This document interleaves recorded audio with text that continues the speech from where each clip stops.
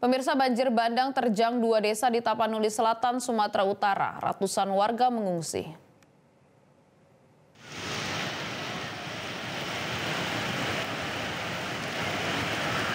Ratusan rumah di dua desa, yakni Desa Kota Tua dan Desa Simaningkir, Kecamatan Tano Tombagan, Angkola, Tapanuli Selatan, rusak diterjang banjir bandang pada hari Rabu.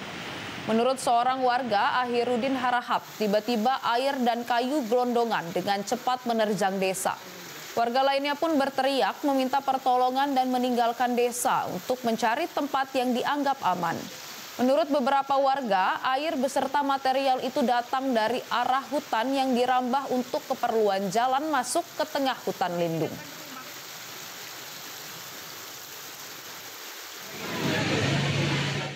Ratusan kepala keluarga terpaksa mengungsi di 3 lokasi seperti di Bagas Godang Ompu, Balai Desa Simaningkir dan Gereja GKP Desa Kota Tua. Menurut Pemda setempat, sedikitnya ada 700 orang yang mengungsi. Mereka membutuhkan bantuan makanan dan air bersih. Sementara hingga Rabu malam belum diketahui korban jiwa akibat banjir bandang.